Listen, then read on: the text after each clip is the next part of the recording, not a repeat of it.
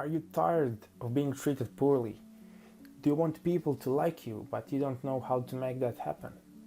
You want to influence someone, but he or she just doesn't want to listen to you. If you want to learn those things, you're in the right place, because Respect on Demand brings you the review of the book How to Win Friends and Influence People by Dale Carnegie. Let's start with point number 1 from the first chapter. I'm going to tell you a little story, but listen carefully. After weeks of search, two-gun Crowley, the killer, the gunman who didn't smoke or drink, was trapped. 150 policemen and detectives laid siege to his top-floor hideaway. They chopped holes in the roof. They tried to smoke Crowley with tear gas. 10,000 people watched the battle. Nothing like it had ever been seen before on the sidewalks of New York. When Crowley was captured, police commissioner declared that he was one of the most dangerous criminals ever encountered in the history of New York. But how did Crowley regard himself? We know, because while the police were firing into his apartment, he wrote a letter addressed to whom it may concern. In this letter, he said, "Under my coat is a very heart, but a kind one that would do nobody any harm."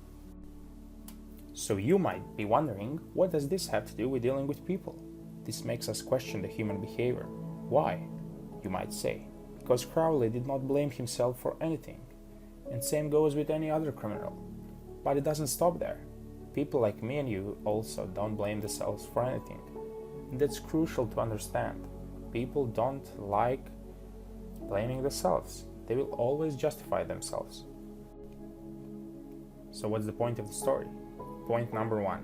Don't criticize people. As a famous psychologist said, as much as we thirst for approval, we dread condemnation. Because nobody likes to get criticized. People will get mad at you for criticizing them. Instead, try to understand. Only great men can be understanding and forgiving, but anyone can criticize. Okay, that brings us to point number 2. What is the only way to get anybody to do anything? Pause the video for a moment and try to answer.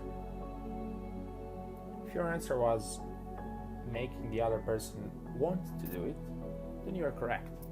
Because there only is one true way to make someone do what you want. There's no other. Well, to be honest, there are other ways.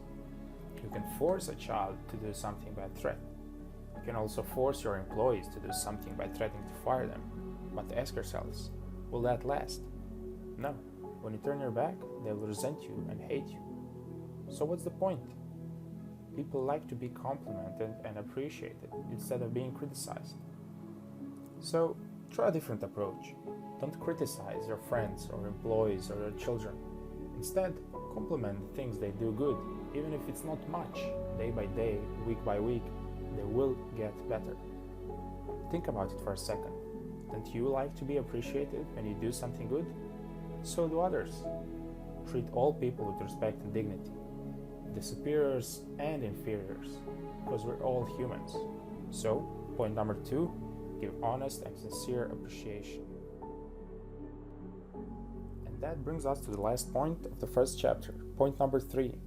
First important thing you need to realize is that in this world, everyone has a problem of their own. So why should they care about your problems if they have their own to worry about? Let me rephrase this. Other people don't care about what you want. They only care about what they want. It sounds cruel, but it's like that.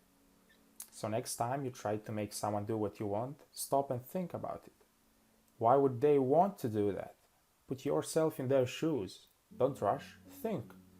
Henry Ford once said, "If there's any one secret of success, it lies in the ability to get other person's point of view and see things from the person's angle as well as from your own." Let's say you want to get a job.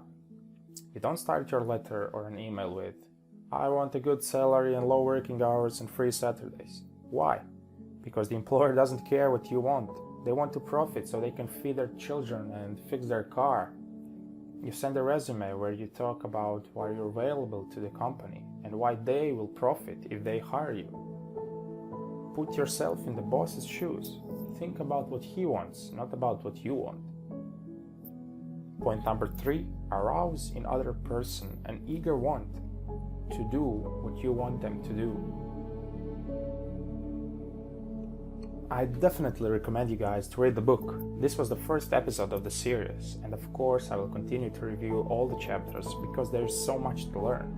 I hope you guys learned something, and if you don't want to miss out the episodes, make sure to subscribe and stay tuned.